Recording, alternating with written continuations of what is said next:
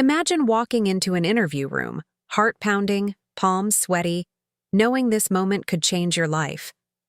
Now, imagine nailing every question, impressing everyone in the room, and doing it all without understanding a single word being said. Sounds impossible, right? That's exactly what happened with May, a young intern from a small town in China who shocked an entire hiring panel in New York City.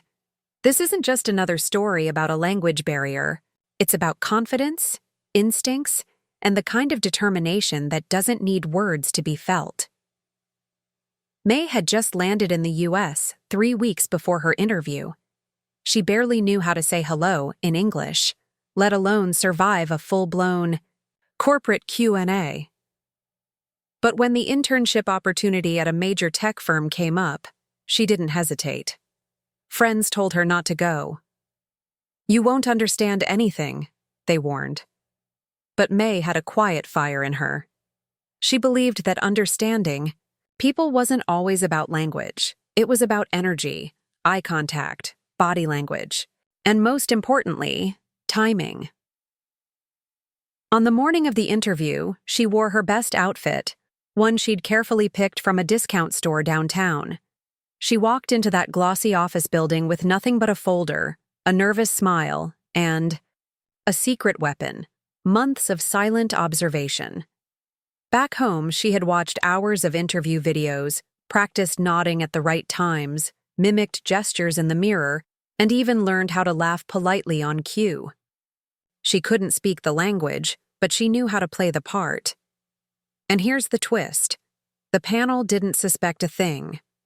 One by one, they asked her questions.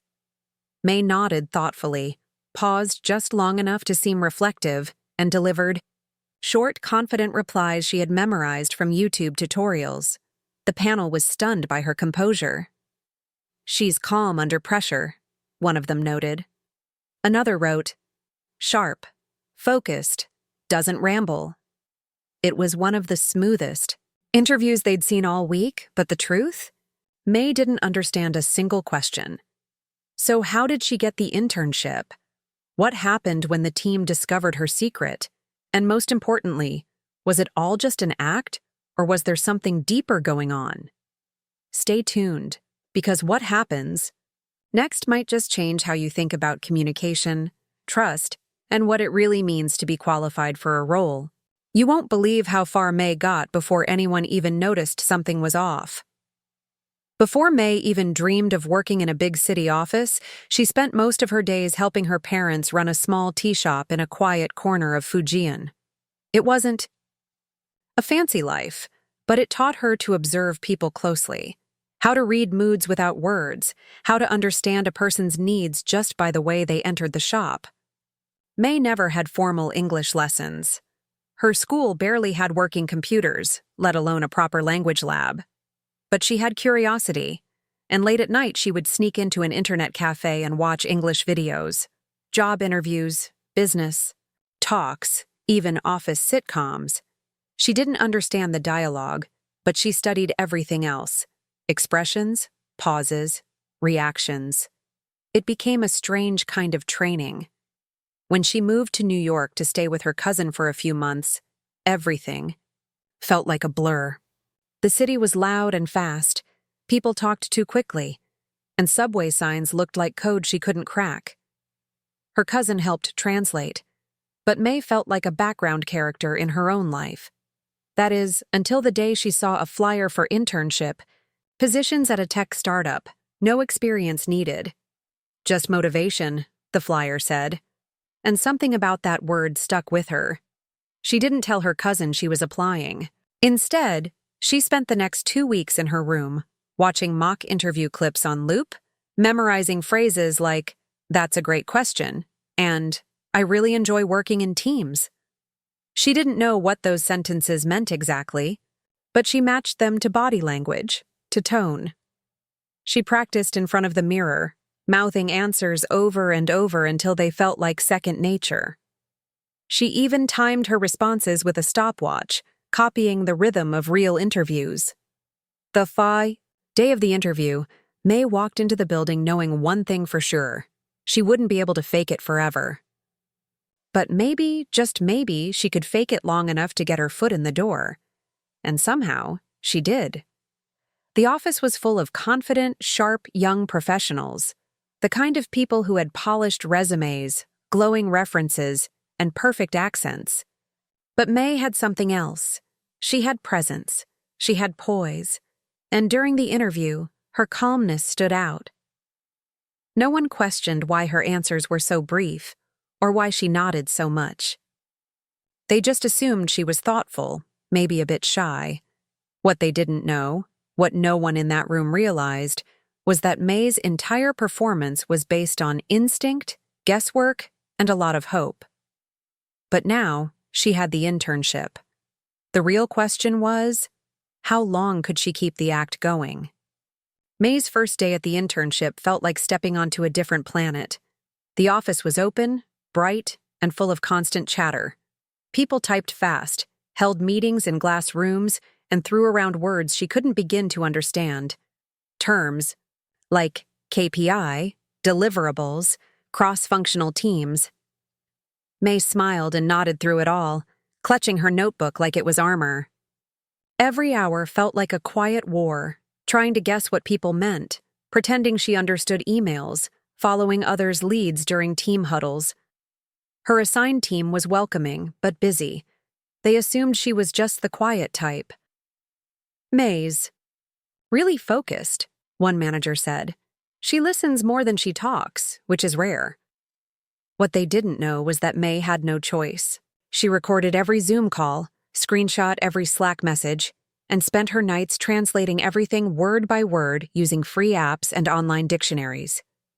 It was exhausting, but May wasn't going to let anyone see her struggle. Not yet. 1.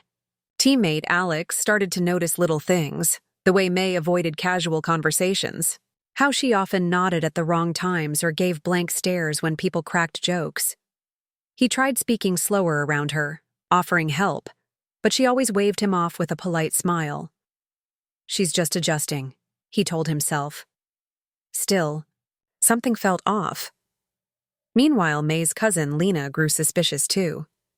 May had barely talked about the job, and when asked, only gave vague answers. "It's good, everyone's nice," she'd say, then quickly change the subject.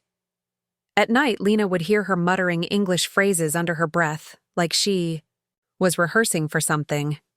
She wanted to ask more, but May always seemed so focused, driven in a way Lena didn't want to interrupt. As weeks passed, the tasks got more complex. May was expected to contribute in meetings, pitch ideas, give feedback. That's when the real cracks began to show. In one project call, she misheard a question and gave a completely unrelated answer. Her manager smiled, thinking she misunderstood the task. But it happened again. And again. May tried to laugh it off, pretending it was just nerves or tiredness. But the unease was growing. Then came the team's first major presentation. May was supposed to co-present a small section, just a few slides, a simple update. She practiced every sentence for days, repeating it in front of the mirror, recording her voice to match the tone of other presenters. But the night before, she received a last-minute email. The topic had shifted. New points were added. Words she didn't recognize. May stared at the screen, heart pounding. This time there was no way to fake it. The countdown to exposure had begun. The morning of the ITI presentation, May arrived at the office early. Too early. She sat at her desk in silence, hands trembling slightly as she scrolled through the updated slides again and again. The new content was filled with technical terms, industry buzzwords, metrics, and acronyms she had never seen before. She tried typing a few into her translation app, but the meanings only made things more confusing. Nothing was sinking in. Her mind was a blur of half-understood phrases and panic. Alex passed by her desk and gave her a thumbs up. "You've got this," he said casually. May forced a smile, but her stomach was in knots. The pressure of the moment was unlike anything she had ever faced. Everyone on the team had trusted her. They believed she was ready, that she had earned her place here. And now, for the first time, she wasn't sure she could keep up the act. If she got this wrong, if she stumbled in front of the whole department, it wouldn't just be embarrassing. It could expose everything. The meeting room filled slowly. Laptops opened. Coffee cups were placed on the table. People joked, exchanged updates. May sat at the far end, eyes locked on her screen, rehearsing each line of her original notes. But it didn't matter anymore. The script had changed, and now it was her turn to speak. The manager introduced the topic, setting the tone with polished confidence. Then he turned to May. "Take it from here," he said, smiling like it was no big deal. But for May, it was everything. She stood up slowly, hands slightly shaking as she clicked to the next slide. Eyes from every corner of the room were on her. She began to speak, repeating the sentences she had memorized earlier in the week. Her voice was steady at first, but as she reached the updated content, her words faltered. She tried to improvise, using phrases she'd picked up online. Synergy, actionable insights, cross-platform strategy. But they landed awkwardly. One teammate frowned slightly. Another glanced at the screen. There was a strange pause in the room. Alex looked up from his laptop, his face tensing just a bit. Something wasn't right. May skipped a bullet point, then repeated a sentence she had already said. Her breath caught. The silence was growing louder. In that moment, it was no longer just about language. It was about trust. Everyone waited for her next sentence, the room heavy with tension, and May knew. This was the moment where everything could fall apart. May stood frozen in front of the screen, her mouth dry, her mind blank. The room was still, too still. Then, just as the silence stretched to its breaking point, her manager leaned forward slightly and said, "You can skip this part if needed, May." It sounded casual, even kind, but she could hear the shift in his tone. The unspoken doubt. She nodded quickly, her voice barely above a whisper, and moved to the final slide. "Thank you," she said, then sat down without making eye contact. There was a polite clap from a few people in the room, but it didn't reach their eyes. The energy had shifted, something was off, and now more than one person had felt it. After the meeting, May rushed to the break room, hoping to avoid questions. She kept her head down, pretending to check emails on her phone, but just minutes later, Alex followed her in. He didn't say anything at first, just grabbed a cup of coffee and leaned against the counter beside her. "You okay?" he asked softly. May nodded too quickly. "Yes, just tired." Alex hesitated. Then, after a beat, he asked, "Do you understand everything that's being said in these meetings?" Her hands stiffened. For a second, she didn't breathe. "I mean," he continued, "I've noticed sometimes you respond a little out of sync. Like you're trying to follow, but something's not clicking." May looked down. Her heart thudded in her chest. It was happening. The truth was slipping out. But before she could speak, a new email notification popped up on her phone. Subject line, "Follow-up on today's presentation." It was from HR. She opened it with shaking fingers. The message was short and formal. "We'd like to schedule a quick check-in with you this afternoon to review your performance so far." It felt like a trap. What she didn't know was that her manager had already spoken with HR. Not because he was upset, but because he was confused. May's resume had looked great, but now questions were piling up. Why hadn't she asked for clarity on the updated slides? Why did she avoid team conversations outside of meetings? Was she simply struggling with nerves? Or was there something bigger being hidden and the real twist? May wasn't the only intern who had made it into the program through unconventional means. HR had quietly launched a review after inconsistencies popped up in several applications. May was just the first to show signs, but now she might become the example. the one they made a decision around. The clock was ticking, and the next move could cost her everything. May sat across from the HR manager that afternoon, heart racing. The small office felt colder than usual. A glass wall separated them from the rest of the team, but in this moment, she felt completely exposed. The HR rep smiled politely, but May could see through it. This wasn't just a routine check-in, it was an investigation. "May," the manager began, "we just wanted to get a better understanding of how you're settling in. We noticed a few things during the presentation today, and your manager brought up some concerns."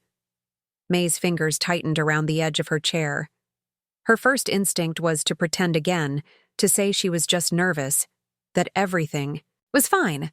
But this time, the weight of pretending was too heavy. She couldn't lie anymore. "I need to tell the truth," she said softly. Her voice shook, but she didn't stop. "I don't speak English very well. I didn't understand most of the questions in the interview. I memorized answers from videos online. I've been learning everything after hours, translating emails, watching recordings, trying to catch up."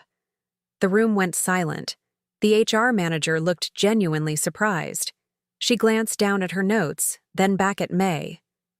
"So, you managed to get through the hiring process, the onboarding, the first month of work, without actually speaking the language?" May nodded. "I didn't want to lie.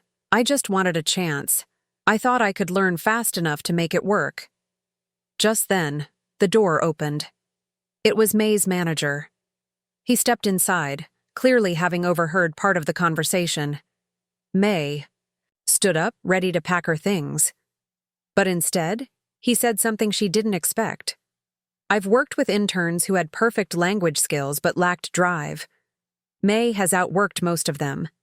She may have gone about it the wrong way, but you can't fake the kind of effort she's put in." HR blinked. "You're saying you'd like to keep her on?" He nodded. "Under one condition, she gets real support. Language training, mentorship, no more pretending." May stared at him, stunned, and just when she thought it was over, the twist came. A second HR rep entered the room with a file in hand. "Actually," she said, "there's something you should know.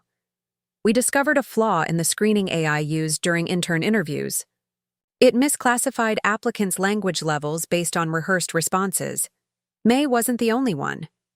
It turned out May's unusual path wasn't entirely her fault, and she wasn't alone. She came in through the wrong door, but somehow, she'd ended up in the right place." In the weeks that followed, everything changed for May, but not in the way she expected. Instead of being sent home in shame, she found herself surrounded by support. The company quickly rolled out a mentorship program for interns who spoke English as a second language. May was the first to enroll. Twice a week, she met with a coach who helped her practice professional communication, understand office slang, and build confidence in speaking up. Alex volunteered to be her peer mentor. Their quiet hallway chats turned into longer conversations over lunch. He admitted he'd always suspected something, but he also admired how much effort she'd put in. "You faked understanding," he said once, "but you never faked the work." That stuck with her. As the tech company investigated the flaw in their interview screening system, they discovered several other interns had used similar tricks, memorized answers, practiced phrases, even AI-generated responses. But, unlike May, most hadn't gone beyond that. May didn't just fake an interview. She adapted, she learned, she tried to earn her place every single day. That difference became the focus of a larger conversation at the company. What does it really mean to be qualified? HR revised the intern application process. Interviews became more interactive, less reliant on buzzwords and rehearsed scripts. May's experience helped shape those changes. She was even asked to speak at an internal meeting for hiring managers, sharing her story with humility and honesty. Her voice was shaky at first, but by the end, everyone in the room was listening, not just to what she said, but to how far she'd come. Back home, her parents heard the full story through Lena, who beamed with pride. She's doing something. Brave, Lena told them. She didn't just survive, she's helping others find a way in. May didn't become a fluent English speaker overnight. She still struggled sometimes, but now she wasn't pretending. And she wasn't alone. By the end of her internship, she had contributed to 3 successful projects, led a small team on a product trial, and received an offer to stay on part-time while she continued improving her skills. The girl who once mimicked interview videos in a mirror was now learning to speak with her own voice. Her story went viral within the company's internal blog, shared under the headline, "The Intern Who Couldn't Speak English, but Spoke." Determination. And maybe that's what this story was really about. Not language, not fake interviews, but the courage to step into a world that doesn't look built for you and somehow find a way to stay.